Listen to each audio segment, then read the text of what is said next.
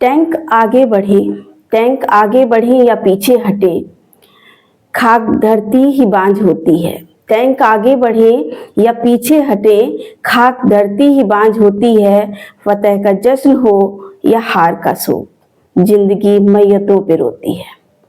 शायर की ये लाइनें बीते वर्ष पर बिल्कुल सटीक बैठती हैं। तो मैं रीता श्रीवास्तव दैनिक जनजागरण न्यूज डेस्क से आपके सामने प्रस्तुत कर रही हूँ 2024 के प्रमुख युद्ध और संघर्ष की जुबानी। कैसे तड़पी जिंदगी, कैसे हारे जंग। पहला संघर्ष 2022 में शुरू हुए यूक्रेन और रूस की युद्ध की रफ्तार कुछ कम दिख रही थी। अमेरिकी राजनीति का असर व ट्रंप की जीत का नतीजा बताया जा रहा था, किंतु युद्ध तो अब भी है। यूक्रेन ने लगभग 54% भाग पुनः हासिल कर लिया। एक रिपोर्ट के अनुसार रूस यूक्रेन पर हाइपरसोनिक मिसाइल से हमले की योजना बना रहा है। वहीं यूक्रेन अब जंग के मैदान में ड्रोनों की मदद लेने को सोच रहा है। इस जंग से लगभग 30,000 से ज्यादा लोग हताहत हुए। वहीं लगभग 1.5 करोड़ से अधिक लोगों को मानवीय सहायता की आवश्यकता है। उम्मीद की जा रही है कि ट्रंप की दखल अंदाजी से शायद रूस यूक्रेन का जनजीवन पुनः शांति की ओर स्थापित हो सके। दूसरा युद्ध इजराइल और फिलिस्तीन इंटरस्टेट वॉर। हमास ने 2023 में इस्राइल पर एक बड़ा हमला किया था। गाजा में 2023 में अब तक लगभग 20 लाख, जो कुल आबादी का 85% है, लोग विस्थापित हो चुके हैं। मारे जाने वाले लोगों की संख्या भी लगभग 42,000, जो पूरी तरीके से ठीक नहीं बताई जा सकती है, आंकड़ों के अनुसार है। हालांकि हमास नेता ने गाजा के बंधकों को रिहा करने और इस्राइल में फिलिस्तीनी कैदियों को मुक्त करने की प्रक्रिया को पुनः शुरू करने की घोषणा की है। उम्मीद की जाती है कि 2025 में इस भयंकर युद्ध त्रासदी का अंत होगा, ऐसी हम आशा करते हैं।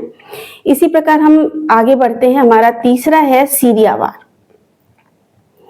विद्रोहियों के जोरदार हमले ने राष्ट्रपति बशर अल असद की सत्ता को उखाड़ दिया। लगभग 50 साल से अधिक पुराने शासन का अंत हो गया और सीरिया का गृह युद्ध तो लगभग शांत हो गया। राष्ट्रपति को भी रूस में जाकर पुनः शरण लेनी पड़ी। सीरिया का युद्ध तो शांत हो गया, किंतु देश पर विद्रोही गुट का कब्जा हो गया। आज भी गोलीबारी, लूटपाट की घटनाएं लगभग जारी हैं। देश के एक हिस्से पर ISIS का दबदबा है। 2025 में हालात सुधरने की कोई उम्मीद तो नहीं लगती है, कोई आशा नहीं की जा रही है, किंतु हम ये आशा करते हैं कि अफगानिस्तान की तरह एक मुकम्मल शासन बहाल हो। इसी कड़ी में चौथा है चीन ताइवान वार। कई देश ताइवान को एक देश के रूप में मान्यता नहीं देते हैं। चीन ताइवान को अपना हिस्सा मानता है। अमेरिका अनौपचारिक तौर पर ताइवान का प्रमुख समर्थक है और इस बात से चीन की नाराजगी तो बनती है।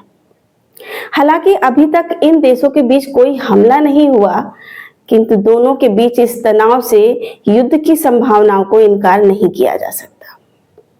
युद्ध की अगली श्रृंखला में हमारा भारत और पाकिस्तान का आता है। 1947 से ही दोनों देशों के बीच हालात तनावपूर्ण हैं।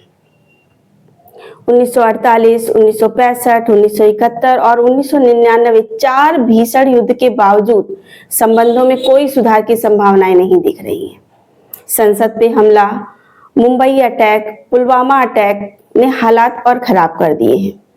जिस खेल को दोनों देशों के बीच मेल का जरिया माना जाता था, वो भी अब तनाव में बदल गया है। जी हाँ, हम क्रिकेट की बात कर रहे हैं।